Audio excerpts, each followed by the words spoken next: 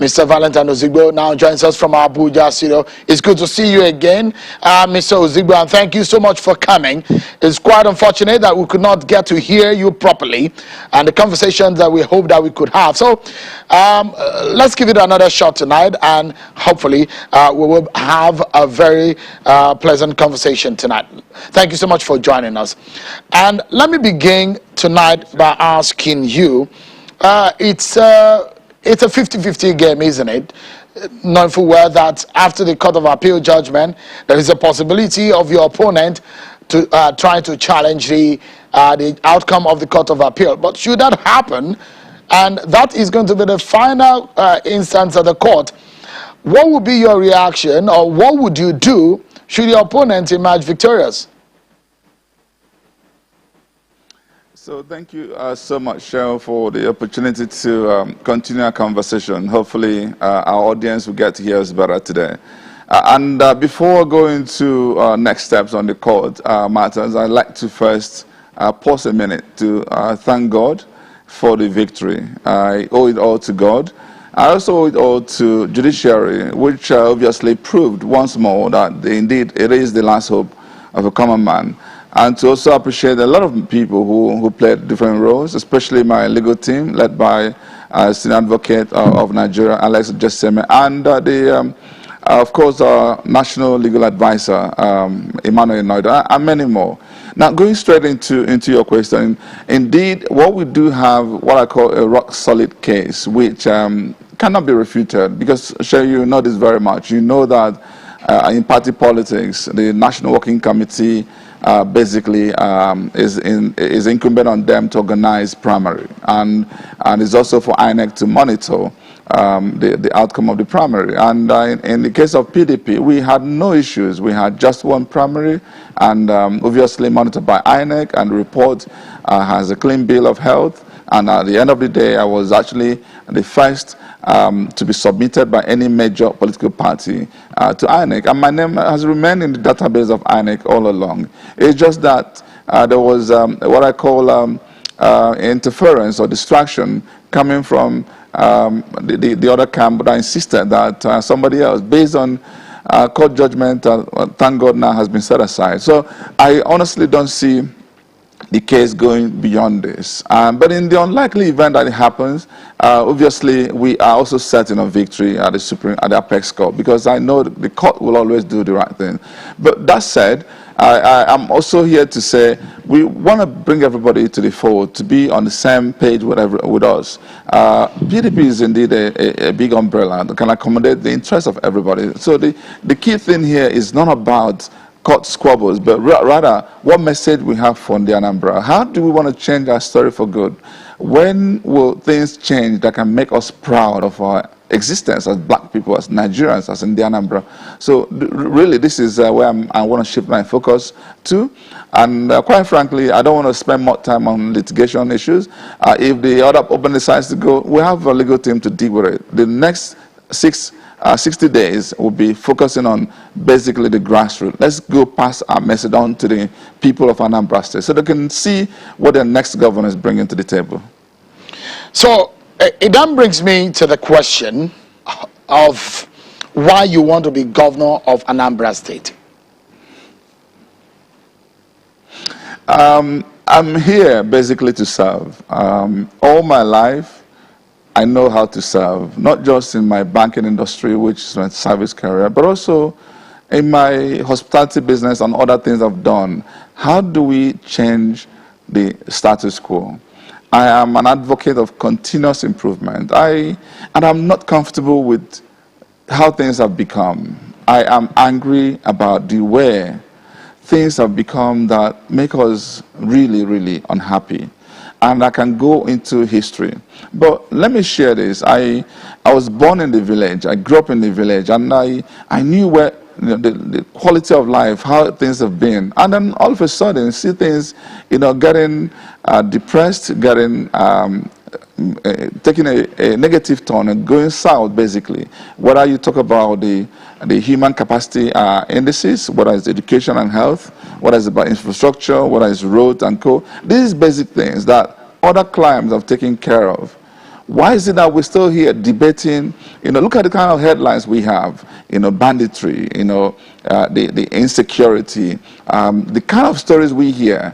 I understand that, in fact, because we have had failed leadership across board, especially for Anambra State, I feel that Anambra actually can be an exemplary state, because indeed we do have everything going for us. We have the people, we have the intellect, we have the resources, and what has been missing is leadership. That leadership for the people coming to serve, and that's what I'm here to provide. And providing in a manner that we can do simple things in an extraordinary manner, and extraordinary things in a very simple manner.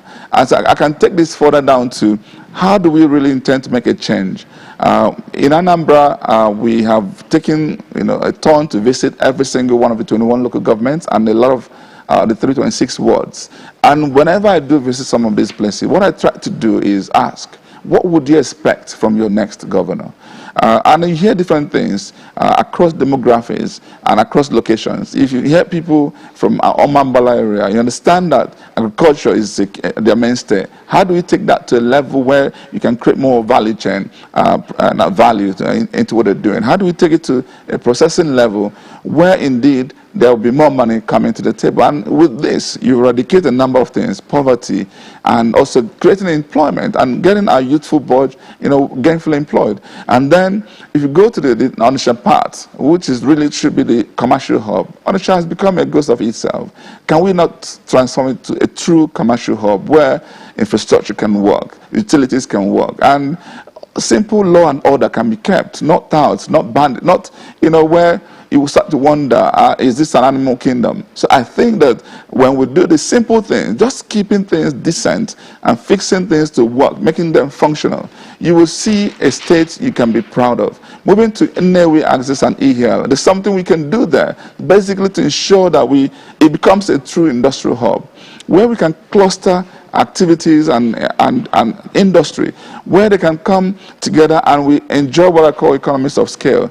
And we fix the power, fix the road, access to market is there, and we can actually, take things to a level where we can begin to look at the port infrastructure, where a number of people, now going back to the commercial thing, a number of people can import their items, from around ports close to them. And with this, you cut a lot of waste. There's so much waste that can be cut, and efficiency can increase, and altogether Anambra becomes more competitive. So you actually have an Anambra where you can run businesses and you make far more money than being in Lagos anywhere else in Nigeria. And if you look at also the Awka, Awka is supposed to be a state capital. You're going to come down when we are about to commence the election. You wonder, is this what a state capital should look like? Indeed, it's not. So how do we fix Awka, all the abandoned projects? What do we need to do there? How do we check the tourism, the hospitality, the education, the hospitals? All of that can become functional. And we can do this by unleashing the power of the private sector, which is where I'm coming from. We know what to do to make private sector gainfully, tuned and raising their level of optimism and belief, and what they're looking for is credibility in leadership, and that's what I'm coming to bring. And in old Angota axis, that can be a true commercial technology hub. Can't Anambra be the technology hub for the world, if not for Africa? So there are a lot of things we want to do, which we have carefully articulated. Let me jump in quickly. So we take a look at what is the status quo and what you hope to do differently. And a quick assessment, because the ABGA government of Governor Willie Obiano that has the candidate Professor Charles Soludo, let me get your assessment of the government. You said there is a failed issue of failed leadership. How would you assess the present government in Anambra State? That's the government you want to replace or you want to take over from, isn't it?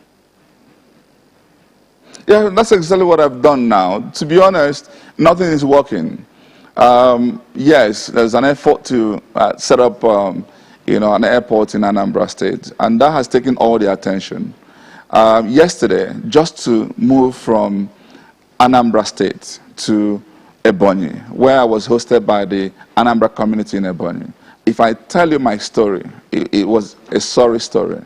I couldn't pass the Amansi Road, because in fact, people who took that road ultimately I got to Enugu by 1 a.m. from 6 p.m. This is supposed to be a 30 to 40 minutes distance journey, but taking 5 hours and 6 hours late into the night.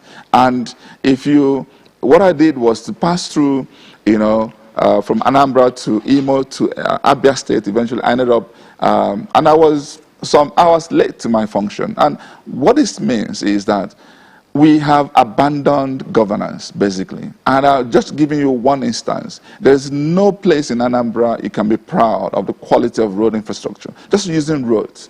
And if you're talking about hospitals, healthcare, mortality rate, and if you're talking about the deaths overhang that we're suffering today, people have asked me, why do you bother leaving your comfort zone to go into this? And I said to them, so when will things change? Imagine if we hand over to somebody who is incompetent, who doesn't understand numbers, who doesn't understand economy, who totally oblivious of what to do. That means our generation is finished. That means our younger generation is gone. So it's better we start the recovery now, and this is why I'm getting into this. And quite frankly, I am getting into this because I am convinced that not only am I exposed enough to know what to do, but also listen. One of my core strengths is emotional intelligence, which is basically what you don't know, you agree you don't know it. What you then do is assemble people who know it, come together and fashion out how to solve the problem. And there's no way you do this and follow meticulously and execute fiercely, and you don't get what you're looking for. This is how we've succeeded in private sector. In all the things I've done, you can see that I've always been celebrated, from banking to hospitality to power. And why can't we do that in governance? I want to transfer those things we've achieved in private sector and bring that level of efficiency in governing. And with this, Anambra can be the best state in Nigeria. All right. I mean, I'm looking at the records of Anambra State. As at Q3 of 2020, the MBS records show that Anambra State has the lowest unemployment rate. If you look at the records also, it shows that the internally generated revenue of Anambra State grew from 17.3 billion from 2016 to 28 billion in 2020. And the description you gave about the leadership in Anambra State, the question would be, what would you do differently with this record that has shown that Anambra State is also perhaps the sixth largest economy in Nigeria? So thank you for this, Sean. What I needed to now understand is, it's not about the record of revenue that's coming. The real question is, to what use have we applied this revenue? There have been a lot of leakages. Why is it that we can't get simple road function? Go back to the days of Governor Peter Obi. See what was achieved. Up to today, you, Shehu, would describe him as one of the best governors Nigeria has ever produced. Can we say the same thing of the current governor? The reality is this. And by the way, I always would like to benchmark myself with the best. And there's no reason why Anambra cannot be benchmarked with a country like Finland that's similar in all the parameters you've mentioned here. So what is the GDP of Anambra State? Why is it 1/10 of Finland? Why is it that we can't move to a level we can begin to catch up with the rest of the world? And this is why I am thinking of how to change the story for good. So yes, in Nigeria, because Nigeria is suffering for gross unemployment, so you can become a one-eyed man in the land of the blind. It's okay. But actually we prefer that we are benchmarking ourselves with the global community, where we can see things function better and see how we can catch up indeed with the rest of the world. So I'm proud to be from Anambra State, but with what we have, with the amount of resources at our disposal, with the intellect we have, with the resources, you also always say this in your interview, this is a state with the highest number of billionaires. Have we been able to pull our people together, enshrine a new vision that can buy into, where they can actually be part of governance? Have we been able to inspire creativity? Our younger ones what problems are we solving home front? There are a lot we can do. I mean, go back to, and I must say this, where I've seen past leaders do well, I give it to them. Before we used to tout that our governor was doing well in matters about security. But go back today, it's a I mean, you know the story. You read it all the time. Are you proud indeed with the quality of security we've had in the past few months? I'm also saying this to say our current governor has few months to go. I would love to tell a better story of Anambra State, so that what I'm going to inherit by the special grace of God when I become next governor, I can run and not.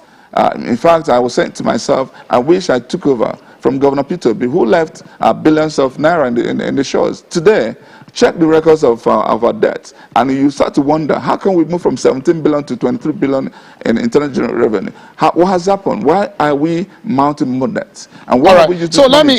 So there are a lot of questions to be answered. Yeah. So quickly, do you have a manifesto? And what is the crux of that manifesto? What is at the center of that manifesto? I have just a few minutes left with you.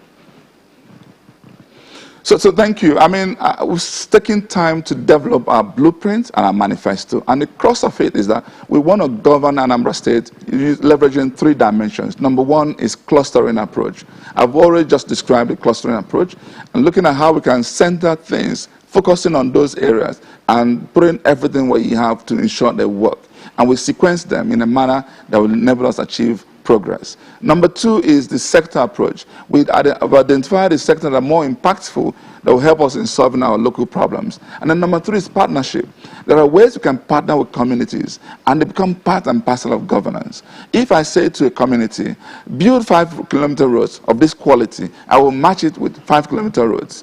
And what you see is that there will be competition. Different other communities will start to compete. And we can do this not just in roads, in education, in healthcare. And by doing this, you'll be shocked how Anambra will transform. And this is what we've put together in our Anambra Chawapo manifesto. So this is the blueprint we have. And all right. So quickly, also, time, can share a bit more. Yeah. Let me ask you: should you be governor, or if you're elected governor of Anambra State, what's that one thing that is urgent that you would like to take on? Well, in answering this question, I'm actually going to repeat what I've heard from my people. If you ask and ask and ask, number 1 usually is roads. Number 2 is security. If you can fix these 2 things and then add the level of other intervention I've talked about, you have an Anambra that Anambra people will be proud of. And this is what I'm here to offer. And show not if I become the governor. I say when I become the governor. That would be the right comment to say. Well, that's going to be for the people of Anambra State to decide.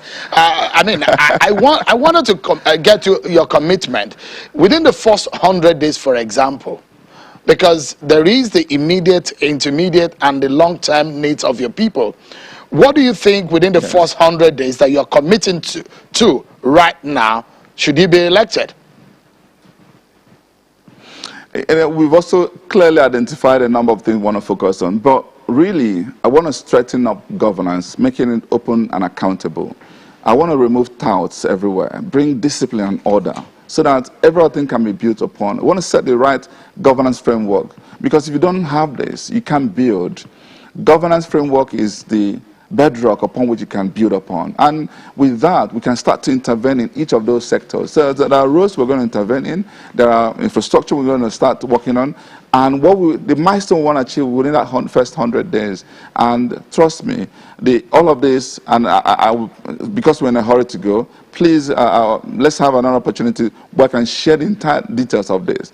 But what we have done is to make sure that we have the quick wins that will elicit the level of confidence to buy into the vision that we've shared.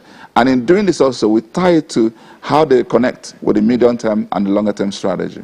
And I've also been part of the vision setting that the state has been putting together, even though I noticed that it became a campaign slot, so basically abandoned that. But there are a number of things that have been done. And I also want to say this, I will inherit every single project that has already been done or started, and I'll take them to a logical conclusion. I will not be one of those who will be abandoning projects, looking to have my name enshrined in one. Because you're coming from the finance sector, I would have loved you to explain how you will do this. There is a low level of tax awareness in Anambra State, one of the lowest that we find in that region. But there won't be time for that. But the final question, because we just have 30 seconds to go, will be the question of, there's been cases of godfatherism in Anambra politics. Who is your own godfather, Mr. Ozigbo? God is my father, Show, and the beauty of my candidacy is my level of independence. So I haven't got any godfather. But by the way, in saying this, I have people I respect. I have mentors I look up to. I have people who have done well in this career that I will be able to listen to their logic. And when they do have superior logic, especially when they meet my threshold, number one, how is it with God? Is it good in the eyes of God? Number two, how does it play with Anambra? Anambra people, are they happy with this? If they're comfortable with this, then that's what I would do. If it doesn't happen, it doesn't matter who you are, I won't listen to you.